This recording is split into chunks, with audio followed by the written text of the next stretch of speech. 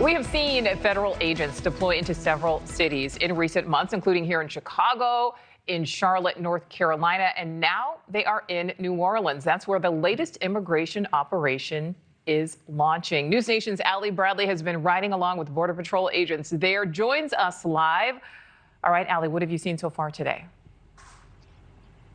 Yeah, hey, Nicole. So we're currently sitting on a target right now with Border Patrol. We're embedded with them as they conduct their operations. It's important for us to be embedded with them to see how they conduct things here in New Orleans, because, of course, they've received backlash in other cities where they've conducted these operations. L.A., Chicago, they've faced lawsuits and other issues there. So we're kind of seeing how these operations are conducted and unfolding here in New Orleans as well. Now, right now, the target that they're currently looking at is a Cuban national. He's an aggravated felon, and he's also a sex offender. Remember, these crimes were committed here in the United States. And so right now, what DHS is saying.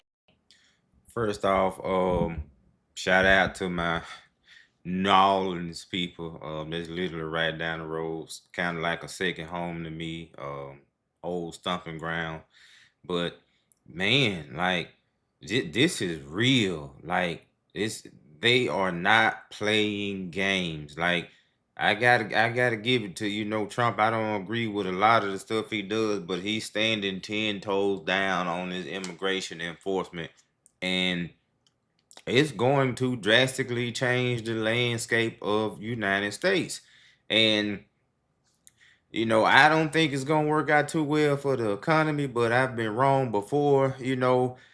Maybe some of these younger Americans, these younger kids, a step up, or just Americans in general, a step up and take some of these jobs, because there will be large, vast voids in the job market, from even skilled labor, because everybody know a lot of the immigrants from Mexico, or of that descent, done most of the construction here in the country, from concrete finishing to framing to sheetrock to bricklayers to block layers, and the thing is what I'm trying to figure out. I'm wondering, like, how long is this going to go on? Will it go on the whole time that Trump is in office, or will it eventually die down? Because you know how things are. When stuff die down, then people will kind of trickle back in or start coming out of hiding or go back to work and, do whatever they need to do. I'm trying to figure out how long is this going to last, or are they going to try to are they going to try to pounce on this until they get the results that they feel they want, or after? And if you do this for the next 3 years while he is in office, I think that the effect is going to be massive. But at the same time, like, the funding, what it costs to do this, is it worth it?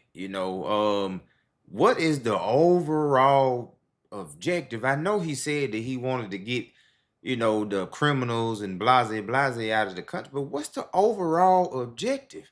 Like, I can't see how it's going to help the country a lot when you pulling all of that labor out of the labor force and much needed important jobs. I don't see, like, comment down below and let me know what you think is the real agenda or the real reason behind this. Is they're going after the worst of the worst, or going after these criminal targets. You're looking at some of them on the screen who they say were released back to the streets because of sanctuary policies that, quote, force local authorities to ignore ICE arrest detainers in New Orleans. Now, the individuals that you're looking at were singled out by the administration, arrested for crimes including home invasion, armed robbery, grand theft auto, and rape. Now, when it comes to this city, it's wildly different than the former operations that we've seen. Of course, as Catahoula Crunch, that operation unfolds, they have different support here in New Orleans. The governor actually requested federal support and federal reinforcement as this operation is now underway. So we will likely see the National Guard deployed to this area in the coming weeks as well, based on comments that President Trump has made. So when it comes to this operation, again, this is a targeted enforcement operation that we're sitting on right now as we are embedded with Border Patrol, because they are going after this specific target. They establish patterns of life. They find out where they're are living, they have warrants to go after them for arrest. So that is what they are doing right now and what we are observing. So right now they're waiting until they have those eyes on the target, and then they will deploy and go after them. Now, everybody know what News Nation kind of represents, and the whole news article has been about these criminals. This guy raped this and this guy done it and this, that, and the other. And this is what I don't like about right leaning news media companies. They are not giving you the full story. They are not going to, and it's the numbers are around. They plan to try to get at least 5,000 out of New Orleans. They are not going to go in New Orleans and get 5,000 people with criminal records out of New Orleans. And I don't like when they distort the truth. They are highlighting the ones that are a criminal or whatever, but they aren't telling the real truth that if they get 20 criminals, or if they get just say 500 criminals, it'll be another 2, 3, or 4,000 that are here that possibly illegally, which I'm not saying is not a crime, but don't have a criminal record, haven't done anything but came here, seek asylum, going through the process and trying to just work and be, productive towards the American society and whatever's going on here. But I don't like how they distort the truth on a lot of these issues and won't tell the full truth about what's going on.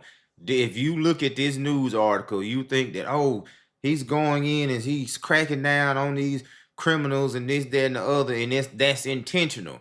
But if you go and look at CNN's video about this, it's a totally different, unbiased news reporting about what's going on in that city. And and it's what's crazy is the CNN interview, they are actually passing out whistles, a tiny small whistle, and it's for the immigrants to blow if they see any ICE agents, to alarm or notify any possible illegal immigrants that are in close proximity, so they can kind of run or hide or try to flee the scene and evade getting caught. And I it is what it is. These people don't have anywhere to go. Their countries are in shambles. It's no jobs where they are, and the U.S. rightfully so has the right to vet and cross-examine thoroughly everyone that comes in this country. That's cool, and I think that needs to be done. But again, we need to get back into the legislative side of this. And this is another point I want to make.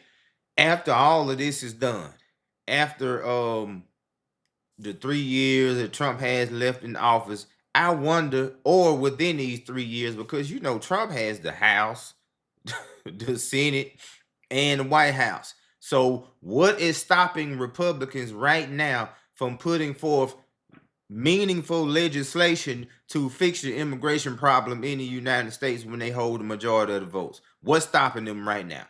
If you say this is a problem and you want to fix this problem, yeah, you can send out thousands of ICE agents all over the country, but the legislation need to be fixed. So why won't you go ahead and focus on that while you are deporting all of these people out of the country? And that will kind of more so coincide of what's the real reason why you say you are doing this, and it's done in a more productive way long term. This is just temporary. Rallying all these people out, and if you don't have the right legislation in place and moving forward, it's meaningless and pointless. They'll eventually flood right back in the country. But nonetheless, please like, subscribe. Let me know what you all think down below. I appreciate everyone. And I'm trying to hit 100K subs. We are running that way extremely fast. Everyone have a blessed day.